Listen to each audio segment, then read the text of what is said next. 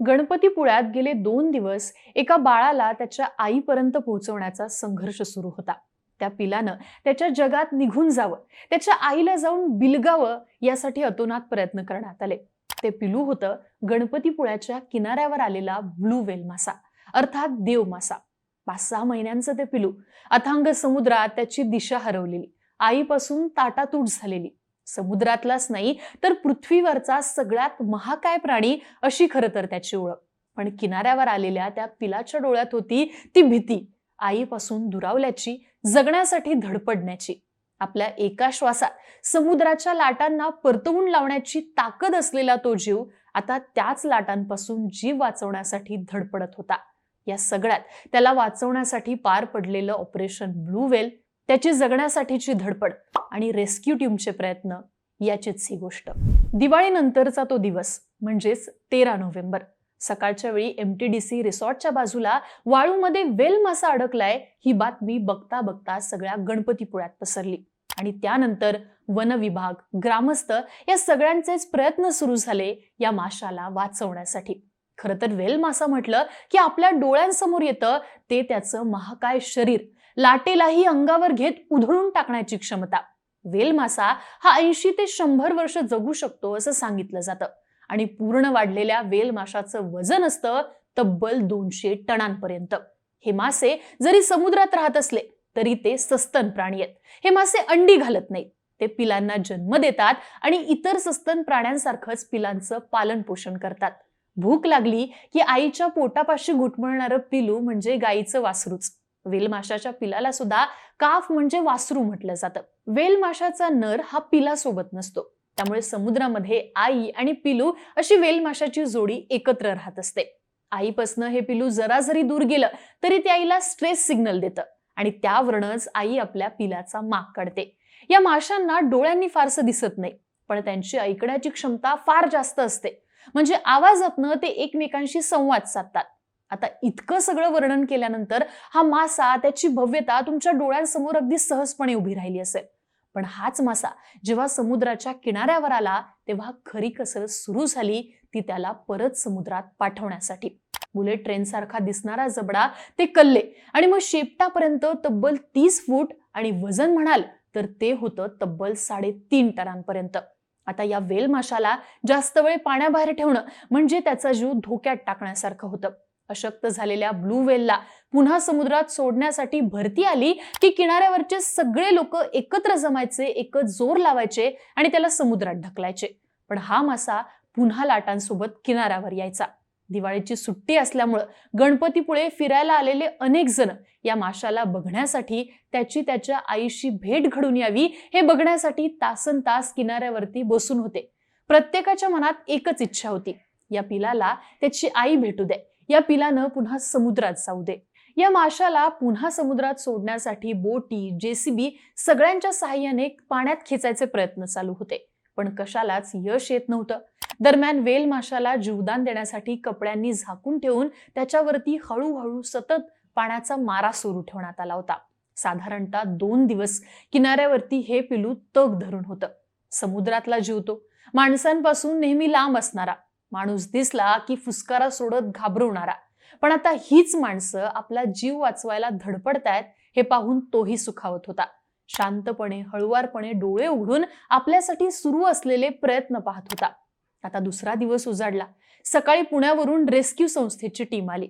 Team मधल्या अनुभवी डॉक्टर्सनी पिलाला गोंजारलं, शक्ती वाढवणारे बूस्टर डोसही दिले, सलाईनही लावली. तेव्हा कुठे आता या पिलाच्या जीवात जीव आला. आता हा मासा पुन्हा समुद्रात जाण्याची आशा सगळ्यांच्याच मनात निर्माण झाली. आधीचे प्रयत्न अयशस्वी झाले होते, त्यामुळे आता जास्ती फोर्सने त्याला समुद्रामध्ये सोडावं लागणार होतं.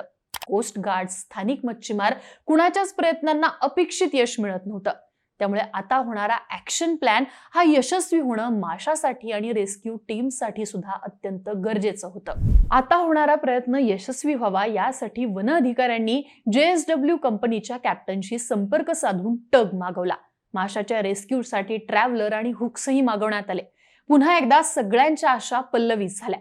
मासा आता समुद्रात जाणार, आईला भेटणार या उत्सुकतेने ऑपरेशनला सुरुवातही झाली.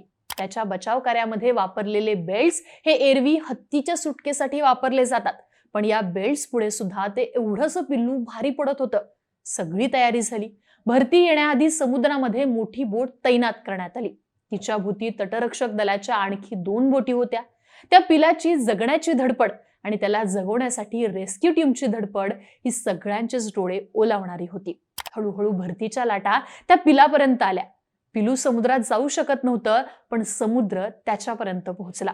तटरक्षक दल आणि वन विभागाच्या मोठ्या फौजेनं पिलाला बेल्टने उचललं, बोटीच्या दिशेने नेलं त्याला आणि बोटीनं त्याला बेल्टने ओढायला सुरुवात केली आणि उसळत्या लाटा अंगावर येऊ लागल्या. तशी त्या पिलानं सुद्धा जोरदार उसळी घेतली. किनाऱ्यावर शांतपणे पडून राहिलेलं हे पिलू आता खऱ्या अर्थाने जिवंत झालं होतं. हे पिलू आता त्याच्या समुद्रातल्या जगात निघून गेलं. 4 ते 5 किलोमीटर आतमध्ये समुद्रात त्याला सोडण्यात आलं. किनाऱ्यावर आलेल्या देवमाशाची अखेर खोल समुद्रात सुटका झाली. 2 दिवस माणसांच्या प्रेमाचा ओलावा त्याने अनुभवला आणि तो त्याच्या समुद्रात निघून गेला. ऑपरेशन ब्लू व्हेल आत्ता तरी संपलं होतं, पण ऑपरेशन ब्लू व्हेल यशस्वी झालं हा आनंद अगदी काही काळासाठीच टिकला. थोड्याच वेळात हा मासा पुन्हा समुद्रावर आला. आता त्याचं येणं वेगळं होतं, कारण आता त्याच्या शरीरात जगण्याची आस नव्हती. जगण्याची धडपड संपून उरलं होतं त्या चिमुकल्या जीवाचं महाकाय शरीर.